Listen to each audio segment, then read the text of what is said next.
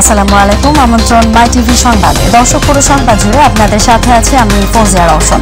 শুরুতেই জানিয়ে দিব সংবাদ শিরোনাম। উন্নয়নের গতিধারা অব্যাহত রাখতে চ্যালেঞ্জ নিয়ে কাজ করতে চায় সরকার, সংসদের প্রধানমন্ত্রী। বাংলাদেশ এখন কারো মুখোমুখি নয়। খালেদা জিয়াকে মুক্তি না দিলে পরিণতি ভোগ করতে হবে সরকারকে, হুঁশিয়ারি মির্জা ফখরুলের। বিএনপির আন্দোলনে গতি নেই, মন্তব্য বায়দুল কাদেরের। চলতি বছর এইচএসসি ও সমমান পরীক্ষা শুরু হচ্ছে কাল। ৯ বোর্ডে অংশ নিচ্ছে 14,50,790 জন শিক্ষার্থী। গত বছরের তুলনায় দেশে সাইবার অপরাধের সংখ্যা বেড়েছে দ্বিগুণ। আইনি জটিলতা ও উপযুক্ত প্রমাণের অভাবে পার পেয়ে যাচ্ছে অপরাধীরা, বলছেন সংশ্লিষ্টরা। এবং সারা দেশে চলমান বৃষ্টির প্রবণতা রোববার থেকে আরও বাড়তে পারে, জানিয়েছে আবহাওয়া অফিস। চট্টগ্রামে পাহাড় ধসের আশঙ্কা।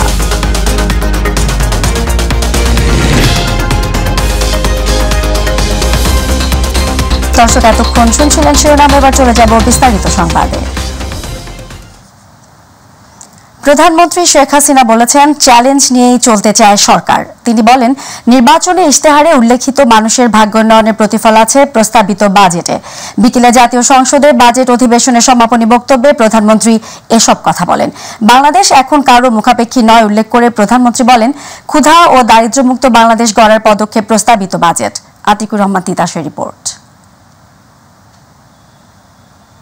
আমি মোটেই বাজেটকে উচ্চাভিলাষী মনে করি না। বিকেলে দ্বাদশ জাতীয় সংসদের তৃতীয় অধিবেশন অর্থাৎ বাজেট অধিবেশনে অংশ নিয়ে সমাপনী বক্তব্য প্রদান করেন প্রধানমন্ত্রী শেখ হাসিনা। লক্ষ্য থাকে যে এখানে আমরা যাব, আমরা কিন্তু তা যেতে পেরেছি। এ সময় প্রধানমন্ত্রী বলেন, উন্নয়নের গতিধারা অব্যাহত রাখতে চ্যালেঞ্জ নিয়েই কাজ করছে সরকার। তিনি বলেন, এই বাজেটের মধ্য দিয়ে 2041 সালের প্রেক্ষিত পরিকল্পনা বাস্তবায়ন সম্ভব হবে। মাননীয় স্পিকার, চ্যালেঞ্জ নেওয়াটাই তো আমাদের কাজ। আমরা তো চ্যালেঞ্জ নিয়েই চলতে চাই এবং চ্যালেঞ্জ নিয়েই এগিয়ে যাচ্ছি। উন্নয়নের বাজেট অবশ্যই আমার দেশের মানুষের যে উন্নয়ন আমরা এ পর্যন্ত করেছি তার গতিধারাটা যেন অব্যাহত থাকুক, সে লক্ষ্য নিয়েই আমরা এই বাজেট প্রণয়ন করেছি এবং উন্নয়ন বাজেট নিয়েছি, কারণ এখানে কমাবার কোনো কিছু নেই। সমাপনী বক্তব্যে দেশের উন্নয়নে নেওয়া বিভিন্ন উদ্যোগের কথা তুলে ধরেন প্রধানমন্ত্রী। বলেন, ক্ষুধা ও দারিদ্র্যমুক্ত বাংলাদেশ গড়ার পদক্ষেপ এই প্রস্তাবিত বাজেট। হতদরিদ্র যা ছিল 25.6 আমরা এখন নিয়ে মাত্র 5.6 ভাগে নামিয়েছি। ইনশাল্লাহ হতদরিদ্র বলে বাংলাদেশে কেউ থাকবে না। বাংলাদেশ এখন আর কারো মুখাপেক্ষী নয় উল্লেখ করে যারা উন্নয়ন দেখে না তাদের গ্রামে গিয়ে আসল চিত্র দেখে আসার আহ্বান জানান সরকার প্রধান। আমরা উন্নয়নের পরিকল্পনা নিয়ে তা বাস্তবায়ন করি এবং মানুষের ভাগ্য পরিবর্তন করি। যারা পরিবর্তনগুলি দেখেন না, উন্নয়নটা দেখেন না, তাদেরকে আমি অনুরোধ করবো গ্রামে যান। হয়তো শহরের মানুষের যা বলবে বলুক, গ্রামের মানুষের যে ভাগ্য পরিবর্তন হয়েছে, বা এই জেনারেল এরশাদ সাহেবের সময় উত্তরবঙ্গে যে মঙ্গা লেগেই থাকতো, এখন যা সেখানে মঙ্গা নাই, সেটাও দেখবে। প্রধানমন্ত্রী বলেন, শিক্ষা ও স্বাস্থ্য ক্ষেত্রে ব্যাপক উন্নয়ন করেছে সরকার। রাজস্ব ক্ষেত্রে সংকোচনমূলক নীতি অনুসরণ করায় বাজারে এর প্রভাব পড়বে উল্লেখ করে মূল্যস্ফীতি নিয়ন্ত্রণে উৎপাদন বাড়ানোরও তাগিদ দেন শেখ হাসিনা। আর আমরা আমাদের প্রচলিত শিক্ষা ব্যবস্থাকে আধুনিক এবং উপযোগী করে আমরা প্রযুক্তির শিক্ষাকে গুরুত্ব দিয়েছি। স্কুলে আমরা কম্পিউটার ল্যাব করে দিচ্ছি, আমরা কম্পিউটার ট্রেনিং এবং ইনকিউবেশন সেন্টার করে দিচ্ছি। স্বাস্থ্য সকল সুখের মূল আমরা মনে করি, কাজে চিকিৎসা সেবাটা জনগণের দৌড়গড়ায় পৌঁছে দেওয়ার আমরা পদক্ষেপ নিয়েছি। অনেক সীমাবদ্ধতা থাকলেও আমরা কিন্তু এ ব্যাপারে কখনো পিছিয়ে হটিনি। 2023 সালের মধ্যে 40,000 মেগাওয়াট ও 2040 সালের মধ্যে 60,000 মেগাওয়াট বিদ্যুৎ উৎপাদনের লক্ষ্যমাত্রা নিয়ে সরকার কাজ করছে বলেও জানান প্রধানমন্ত্রী শেখ হাসিনা। আমাদের আরেকটা লক্ষ্য হচ্ছে যে বিদ্যুৎ উৎপাদনের সক্ষমতা আমরা বৃদ্ধির সাথে সাথে আমরা 6 গুণ বৃদ্ধি করেছি।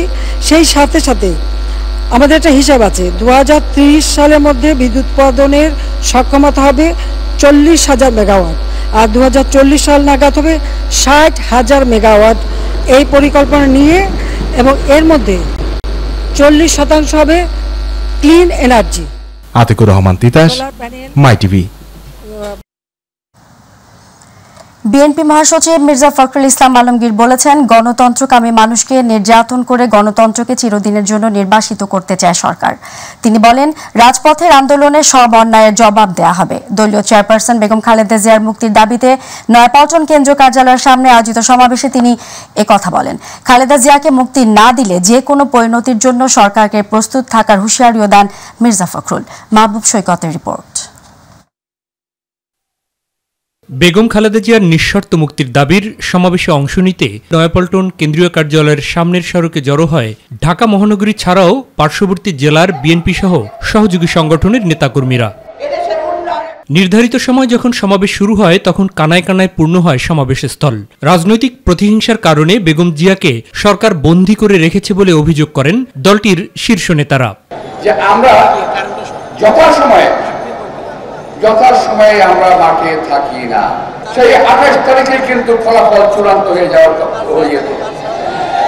যদি আমরা পাল্টা একটা মিছিল নিয়ে দাঁড়াতে পারতাম, কিন্তু কেন পারি নাই? মৃত্যু ভয় ছিল। বেগম জিয়া মৃত্যুর সঙ্গে পাঞ্জা লড়ছে জানিয়ে তার কোনো ক্ষতি হলে যে কোনো পরিণতির জন্য সরকারকে প্রস্তুত থাকতে হুঁশিয়ারি দেন বিএনপি মহাসচিব।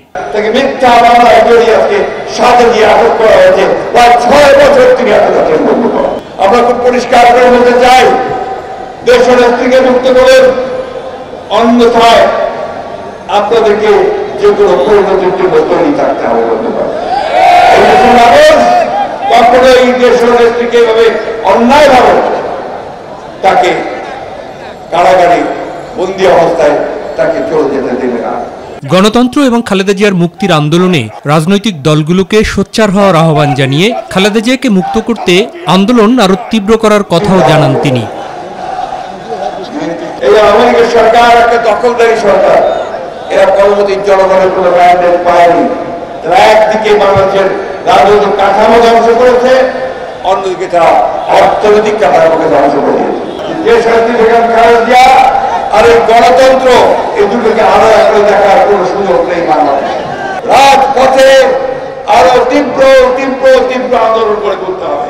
সরকার ভারতের সাথে দেশ বিরোধী চুক্তি করছে মন্তব্য করে এর বিরুদ্ধেও মানুষকে সোচ্চার হওয়ার আহ্বান জানান মির্জা ফখরুল ইসলাম আলমগীর। আমাদের সাথে কোনো বিকল্প নেই।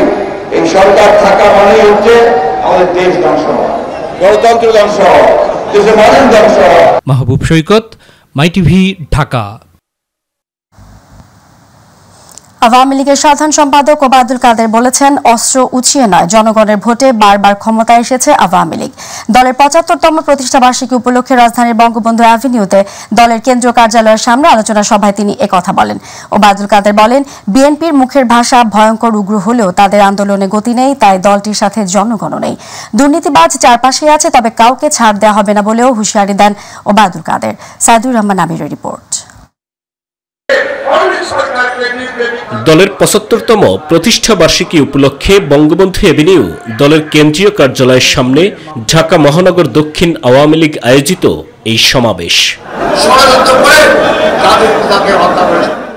সমাবেশে প্রধান অতিথির বক্তব্যে বিএনপির আন্দোলন প্রসঙ্গে কথা বলেন আওয়ামী লীগের সাধারণ সম্পাদক ওবায়দুল কাদের। সরকার হটানোর আন্দোলন করছে, পরিষ্কার বলে দিতে চায়, করেন আন্দোলন,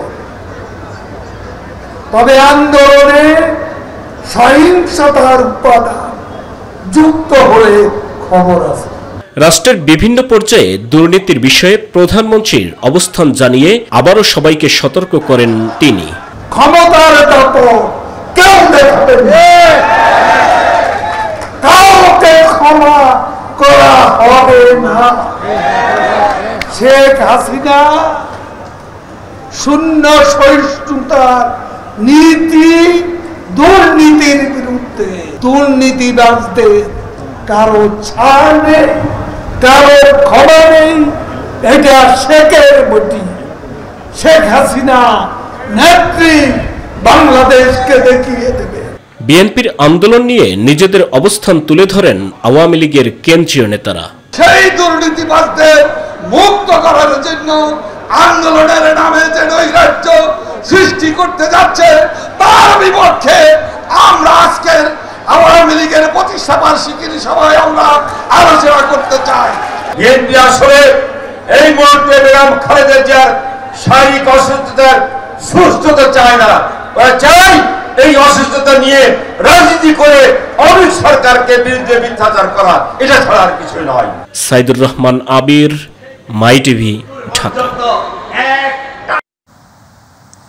চলতি বছরের এইচএসসি ও সমমান পরীক্ষা শুরু হচ্ছে কাল। এবছর পরীক্ষার 9 বোর্ডে অংশ নিচ্ছেন 14,50,790 জন।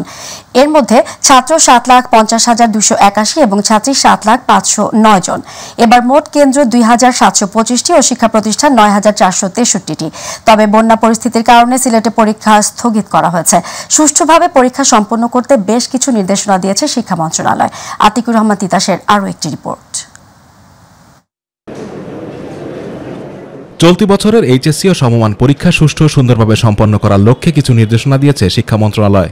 এর মধ্যে রয়েছে পরীক্ষা শুরুর কমপক্ষে 30 মিনিট আগে পরীক্ষার্থীদের অবশ্যই পরীক্ষা হলে প্রবেশ করতে হবে। অনিবার্য কারণে কোনো পরীক্ষার্থীকে এর পরে প্রবেশ করতে দিলে তার নাম, রোল নম্বর, প্রবেশের সময় বিলম্ব হওয়ার কারণ একটি রেজিস্টারে লিখে ওই দিন সংশ্লিষ্ট শিক্ষা বোর্ডে প্রতিবেদন পাঠাতে হবে।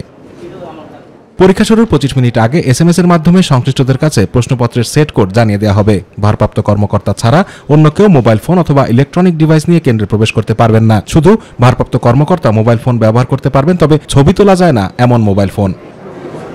পরীক্ষা সংশ্লিষ্ট ব্যক্তি যেমন পরীক্ষার্থী, ইনভিজিলেটর, মন্ত্রণালয়ের কেন্দ্র পরিদর্শন টিম, বোর্ডের কেন্দ্র পরিদর্শন টিম, জেলা প্রশাসন ও উপজেলা প্রশাসনের পরিদর্শন টিম, নিরাপত্তার দায়িত্বে নিয়োজিত আইন প্রয়োগকারী সংস্থার সদস্য ছাড়া অন্য কেউ কেন্দ্রে প্রবেশ করতে পারবে না। দৃষ্টি প্রতিবন্ধী, সেরিব্রাল পালসিজনিত প্রতিবন্ধী এবং যাদের হাত নেই এমন প্রতিবন্ধী পরীক্ষার্থী শ্রুতিলেখক সঙ্গে নিয়ে পরীক্ষায় অংশগ্রহণ করতে পারবে। এ ধরনের পরীক্ষার্থীদের এবং শ্রবণ পরীক্ষার্থীদের জন্য অতিরিক্ত 20 মিনিট সময় বাড়ানো হয়েছে।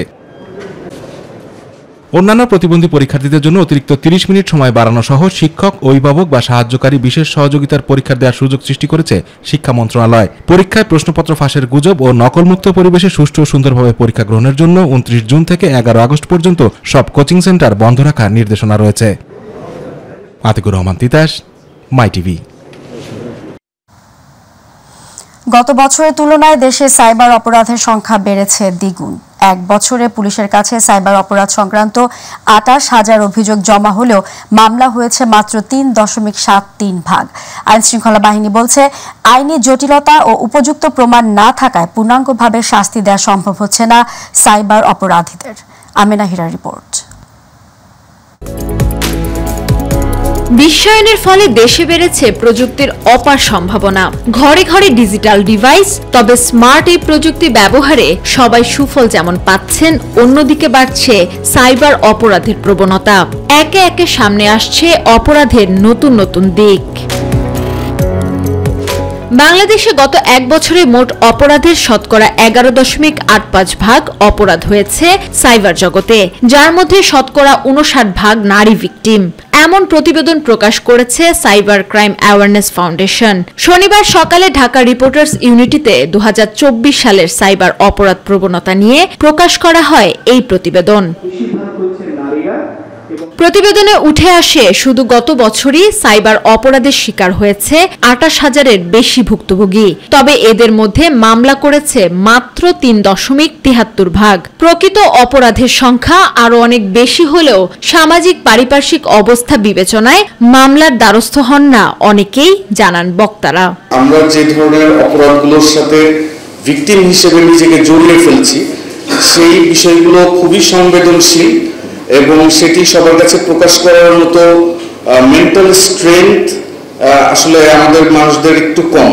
আমি যদি আইনের আশ্রয় নিতে চাই বা আইনের সুফলটা ভোগ করতে চাই, আমাকে অবশ্যই এই লিগ্যাল ফ্রেমওয়ার্কে নিজেকে ইনিশিয়েট করে নিতে হবে। সাইবার সিটি এটা কিন্তু একটা ইন্স্যুরেন্সের মতো। এটা কিন্তু আপনার হয়ে গেলে, আপনি অ্যাটাক হয়ে গেলে আপনি মেজার নেবেন, তাহলে কিন্তু আপনার ক্ষতি কিন্তু অনেকটাই হয়ে যাবে। এটা হচ্ছে একটা প্রিভেন্টিভ একটা মেজার নিতে হবে। এটাই মানুষ বুঝতে চায় না, যেহেতু আমার তো কিছু হয়নি, আমি কেন করব।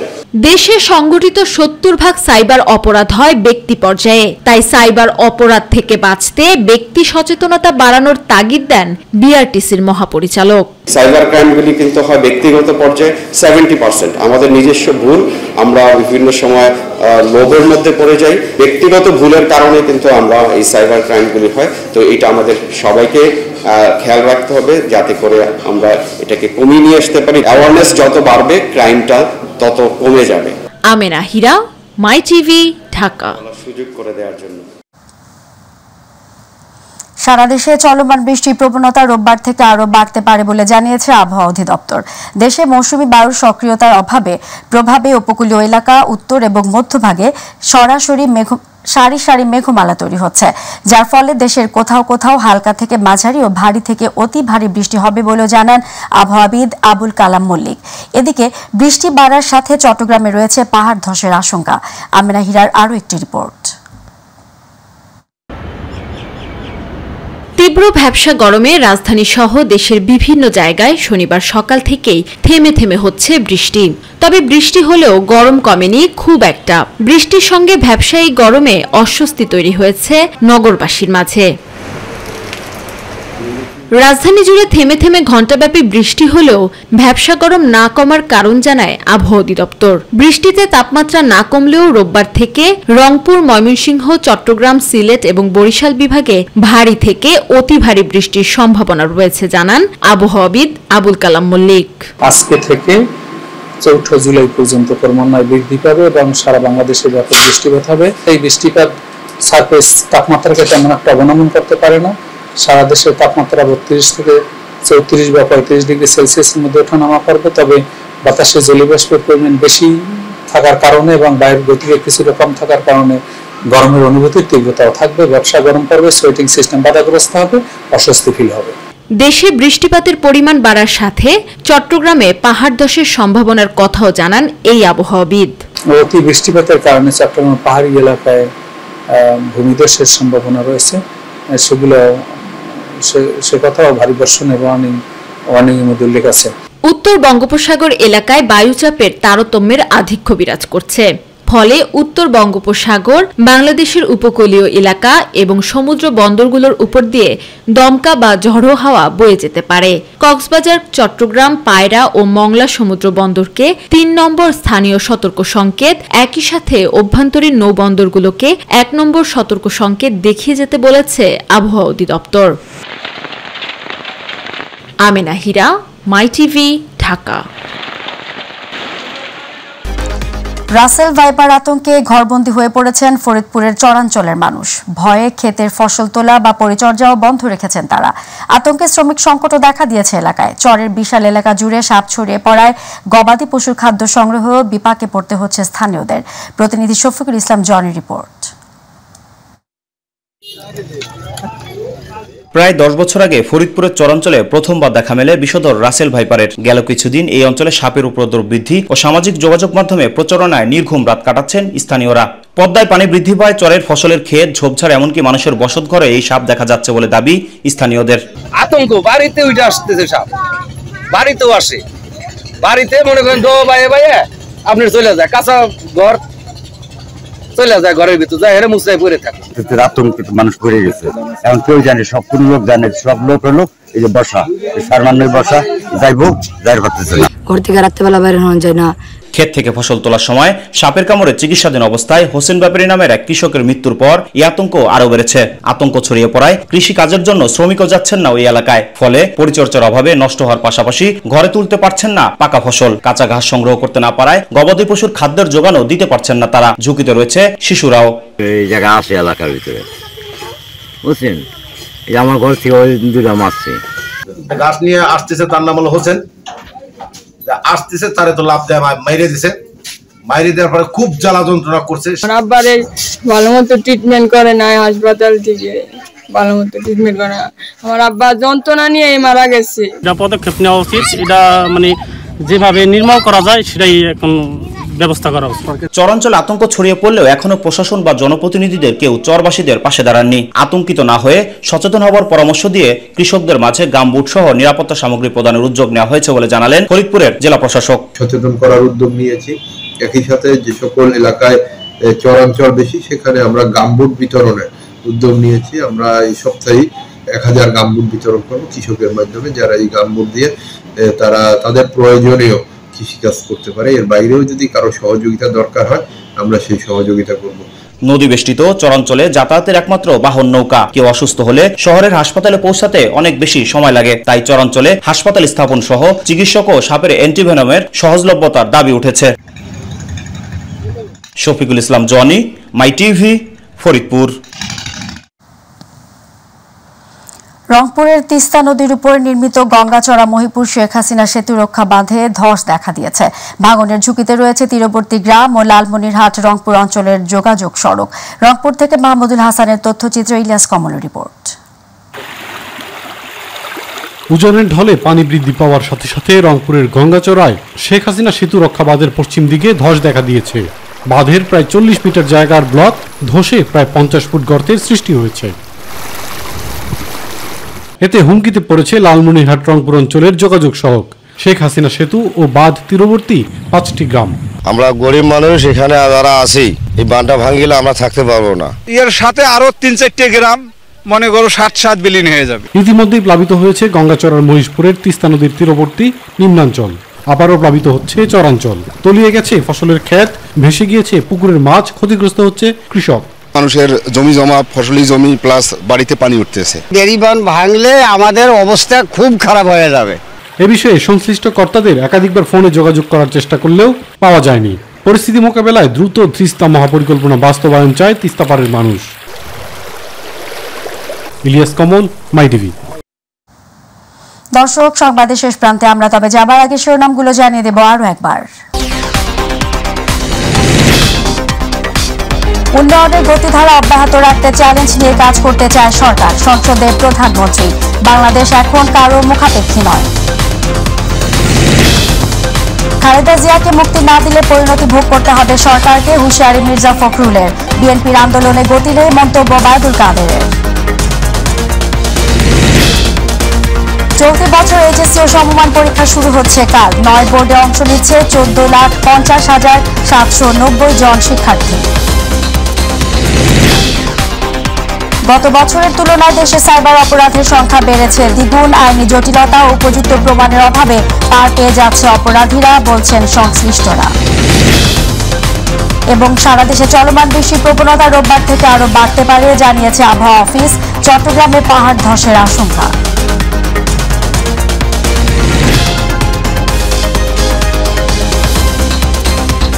দর্শক, এই ছিল এখনকার সংবাদে। সঙ্গে থাকার জন্য ধন্যবাদ। এছাড়া ইউটিউবে মাই টিভি সংবাদ পেতে ভিজিট করুন youtube/mytvbd নিউজ এবং আমাদের সকল অনুষ্ঠান দেখতে ভিজিট করুন youtube/mytv বাংলা, facebook/mytv বাংলা।